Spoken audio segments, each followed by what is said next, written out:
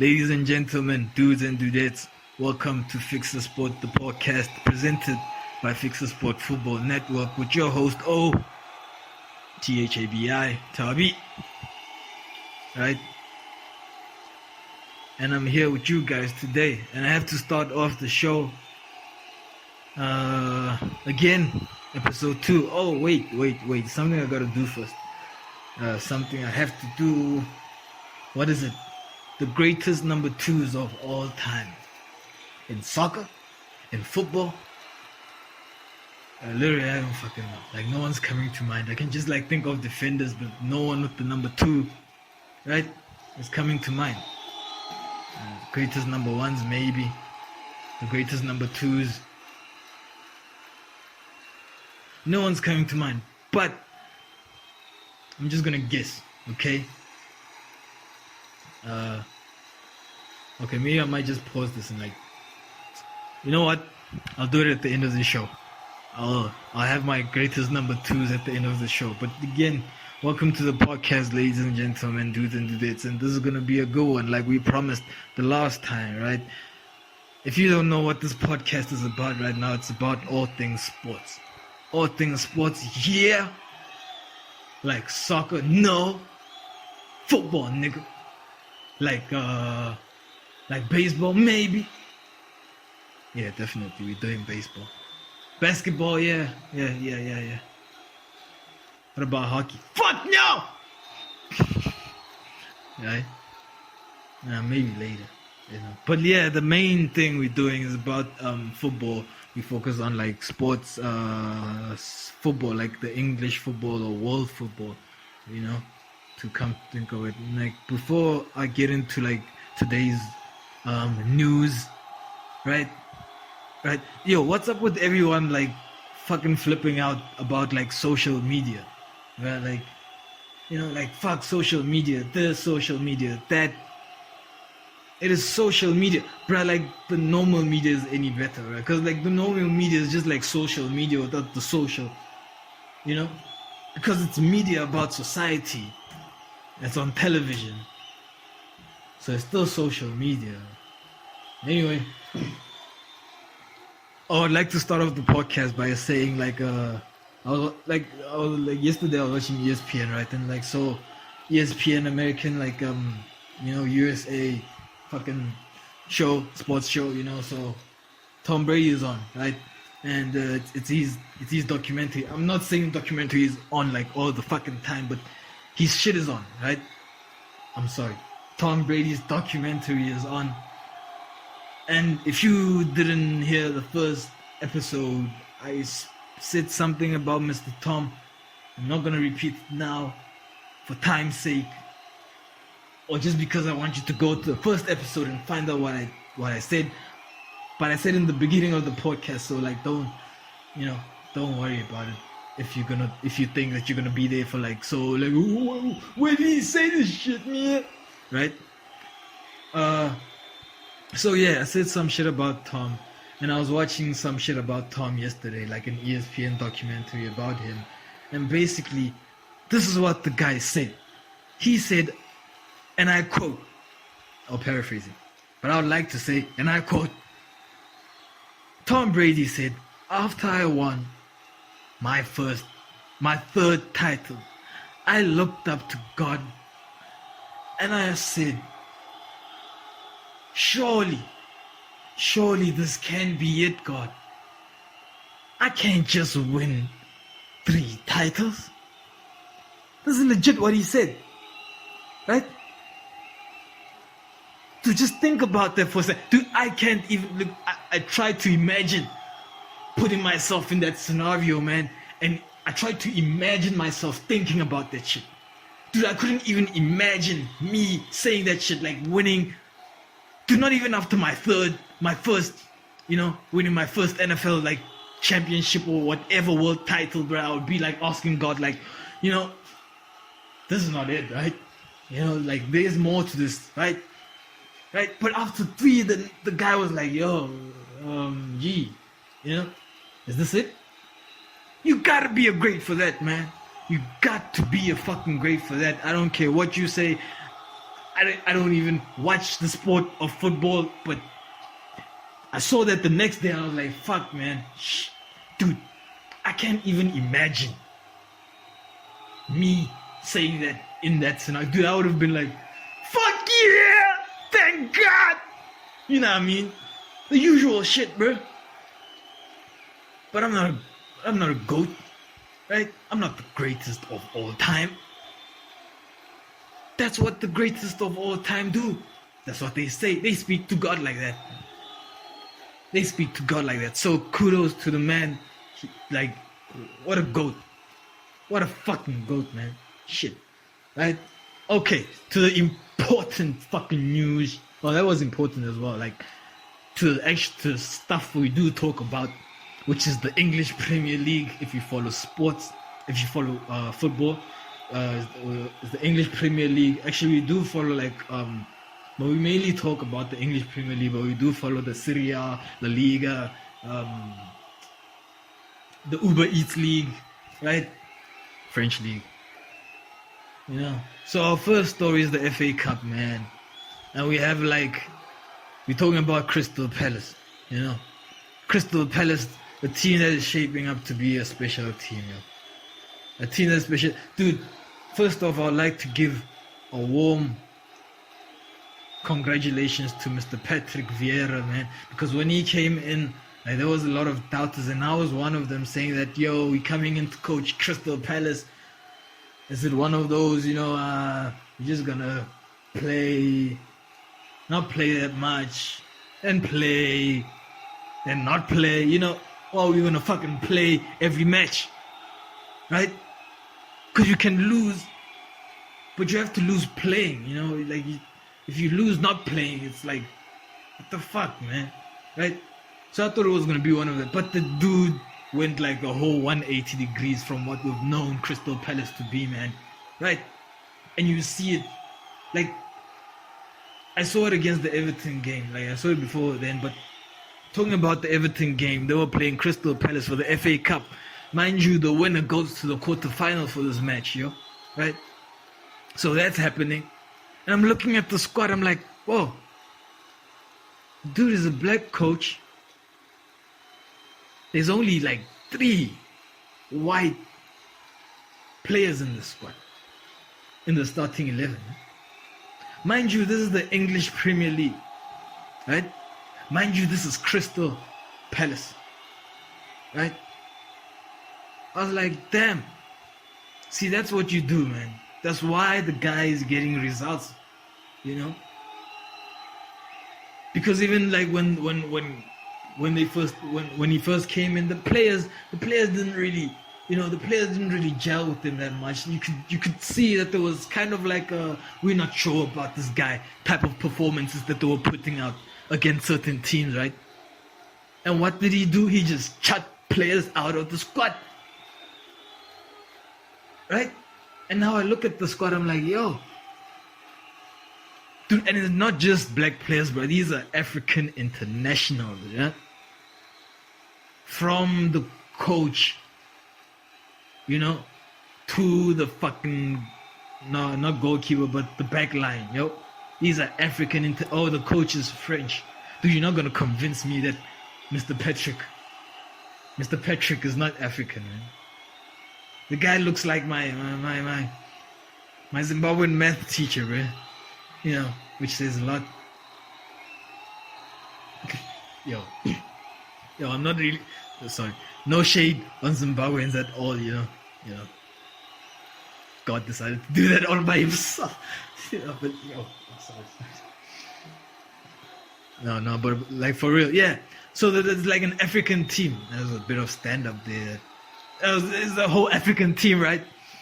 3 white players, and they dominated Everton. They dominated Everton. And why wasn't Mr. Patrick our manager of the month? Why wasn't he our manager of the month? Well, if you follow the Fixasport channel, you'll know that we like to look at things a little bit different. See, the team that he's playing up against is no pushover. You know what I mean? Right? Playing against Everton, right? These were 2 former great players, now become coaches.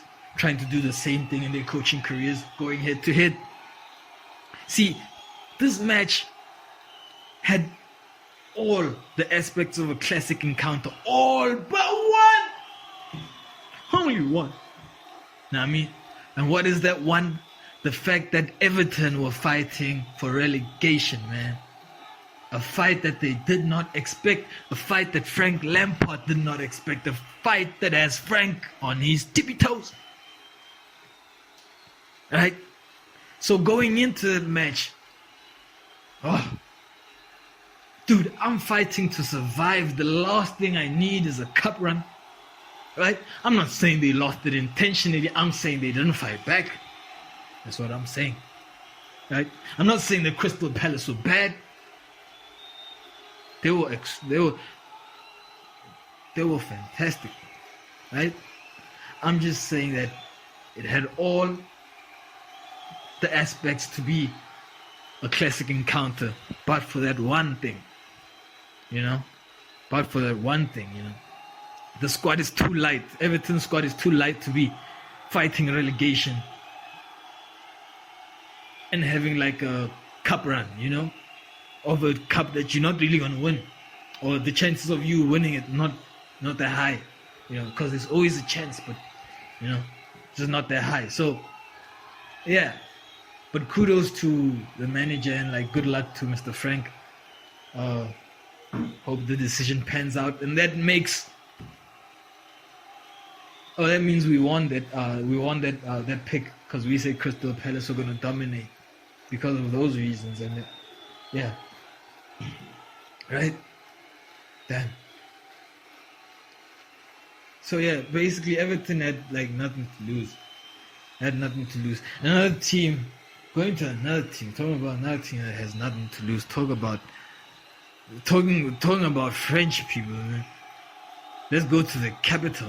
I hope it's the capital, because these days things just switch up on a motherfucker, But the capital of France, and we head to, like we said, we discussed other leagues, and now we head to the Uber Eats League, right?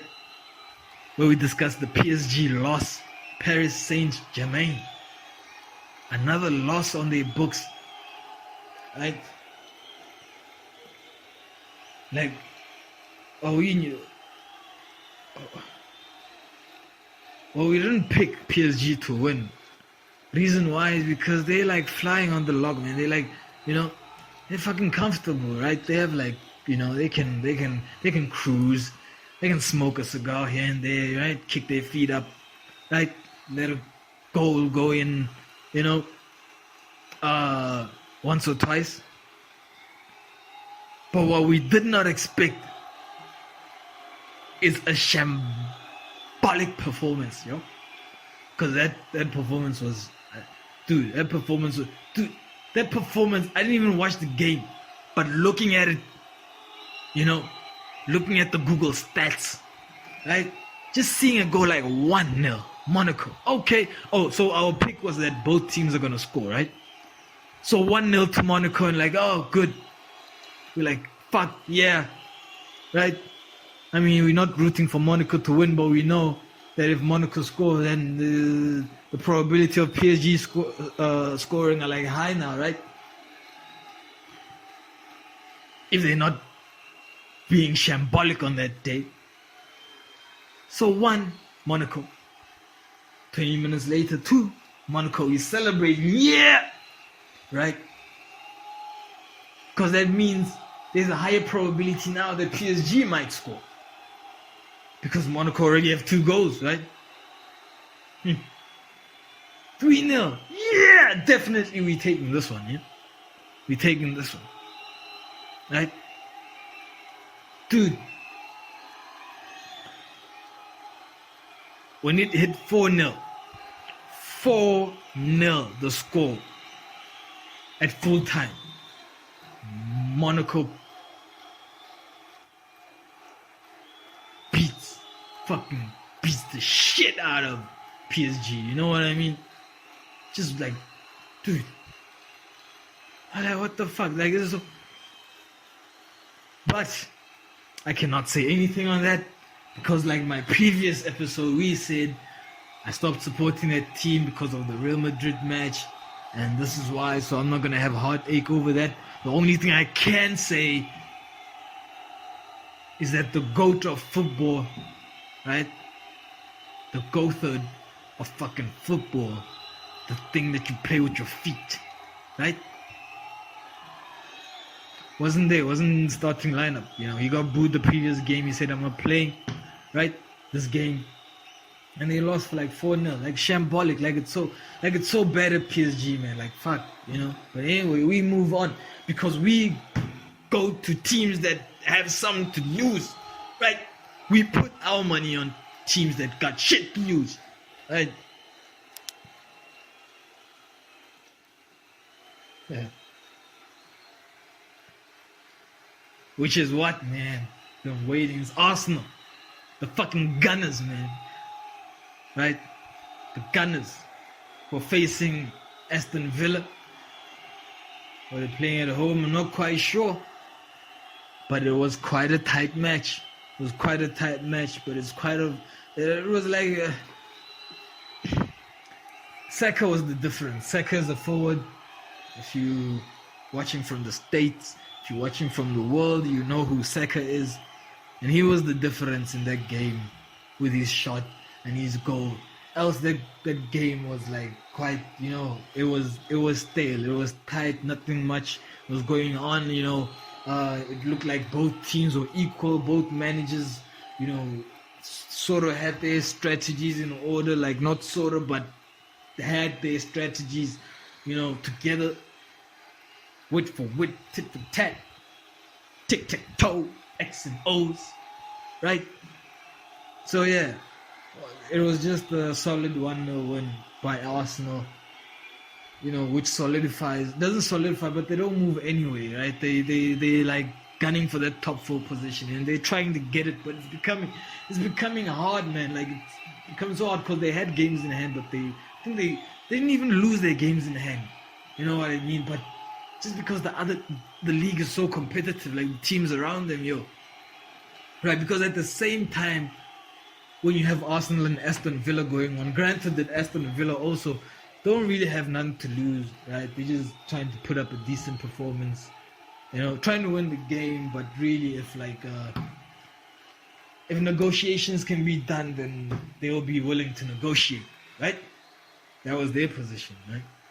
Because Arsenal needs top 4, right? But who else needs top 4, man? Tottenham. And Tottenham was Tottenham Spurs, right?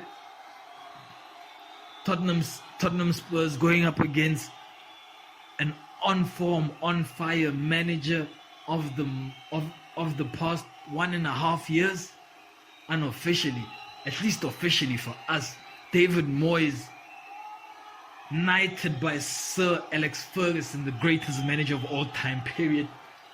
Right? David Moyes. He's okay, anyway, David Moyes, the previous, the best manager in the previous. If you don't know what this guy has done with West Ham in the last 1.5 years, then fucking follow our channel, man. Follow on Instagram, follow on YouTube, like, subscribe, and you'll know. But if you don't know, this guy is he's basically taken a team that fights to be in top flight football, a team, that flirts with relegation here and there, flirts with going down to when they call you a celebrity, they call you a class what? When they call you a celebrity, they're A-list, that a club that fights to be in the A-list league, right? That flirts with being in the B league, the B-list league, right? The championship, right? He's taking that team all the way from there to being a European team, man. David Moyes has taken West Ham and has made West Ham solidify their European team spot twice, 2 years in a row, man. 2 seasons in a row, West Ham have been a European team. And that is why like there's just, apart from Thomas Tuchel winning the Champions League on the same season he gets there, right? There's no other achievement. Like what? Like who else did shit? No one did shit, right? No one did anything. This guy was knighted by the great Sir Alex Ferguson, bro. I tell you what, Man United, consider it. If you are Man United, consider bringing back David Moyes, yo. Consider it. Like, at least he was knighted by the greatest manager of all time. God damn it. You know, and what was the one thing we complained about when he was there? Is that he wasn't given enough time. Well, he proved this shit. But anyway, he was going up against Antonio Conte, who's a serial European winner, yo. European competition winner, a serial European winner, who just happens to be coaching a team that is not in European competition at the moment. So here you have a manager who is a serial European competition winner, coaching a team, right, that is not in European competition. It should be there at some level, but is not. Going up against a manager that has no European competition win, a title win ever, or history, or pedigree, or whatever you want to call it, hierarchy, or hieroglyphs and shit like that, bro. Nah, zero. The guy has zero, right? And he's managing a team that he got into a European spot. That's the parity of those two teams right there, right? So two great managers, and like both fighting for like European spots, right? They're fighting for European competition, right? I would say West Ham to a lesser degree because they're in a competition at the moment, right? So going into the game with Tottenham, on top of the fire spotlight, right, that's on you, because you did something you weren't supposed to do in the first place, which is beat Sevilla from behind. A 3-time European title winner, right? 3-time in a row. Anyway, by beating that team from behind, coming back to the Premier League to face Tottenham, right? And I gotta tell you what, it is our game of the week, game of the match day, game of the however this is routinely played, right? It is that Tottenham versus West Ham, bro. Right? Like it was a masterclass performance by the coach, the Tottenham coach. It was a masterclass performance by the manager, right? I mean, by the team, by both teams. Both teams actually played well, both teams actually played well. However, it was Tottenham that basically played their way through into West Ham's net, man.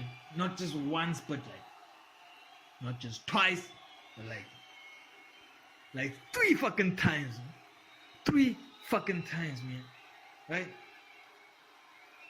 3 fucking times Tottenham just played through them. Like, dude, I was listening to Antonio Conte speaking at the press conference, complaining about how the team is light and how the team doesn't have enough players and all of this shit. I tell you what, they held their weight, man. Look at that performance, they fucking held their weight. Look at that match, that performance, that the reviews, they held their weight. Because if you basically have the best forward in the world, and I don't care what anyone says. I don't care what anyone says, right? Harry Kane, bar none. He's at the moment, he's the best forward in the world. He's the best forward in the world. Why? Why is he the best forward in the world? Well, I'll tell you why. Mr. Robert, the league you playing in is no competition for the EPL, so you are disqualified. right? Mr. Mo, the last time I checked, you're not the only forward. Liverpool has been playing with 3 forwards the whole fucking time. The whole fucking time. So you're one of 3 forwards, right? Disqualification, right? Who's left? Who's left? The only person that has more assists and more goals than middle fielders, and he's a forward. Harry fucking Kane. HK10, man. I'm buying that gun this year. Fuck that shit. I don't give a fuck what anyone says, man. So yeah, you have that guy in your team, and you have Heung-min Son, who is on fire, bro. I can see that Antonio Conte is like a persona, characteristics is like, it's like spewing on them, it's coming through Son. Because 2 years ago, Son was like soft, he was like, I get bumped here, I might fall over here, I'm not really chasing that ball. Now he's like, I'm gonna take your fucking neck, man. Right? That's Heung-min Son under Antonio Conte. Right? And you can see the manager, he sees his manager on the touchline, like he sees the ups and downs, he's like, yo, this is what we're supposed to be doing. So anyway, Tottenham play their way through West Ham, man, into their net. On 3 occasions, West Ham could only manage to get back a fucking goal. And 20 minutes to play. Only 20 minutes left. Remember that Antonio was complaining that his squad is light. 20 minutes left. And this guy brings in Lucas Moura, brings in Benson Kur, and brings in Emerson Royale. 20 minutes left. He doesn't need to do this, but he does this. I am sorry, sir, but there is no way in, the hottest place, in any realm, right? Is that team light? That team is not light, my man. That team is not fucking light. But what do I know? I think he says it just to like this hype his team, because like he's smart. Like smart managers these days, like they like just hype their teams for smart reasons, right? If you want to know what those reasons are, follow the Fixasport Football Network channel, like the Fixasport Instagram page, and follow us on the Instagram and stuff. And you can check out our pics, our live streams, our commentary, get to know our content, and you'll be in the loop, man. Right? Whoa. Oh, and a side note, I would just like to give a handout to Tottenham's front 3, right? Tottenham's front 3, man. Kulishevsky, dope player, man. Dope player. Like the guy is so dope. He plays like the best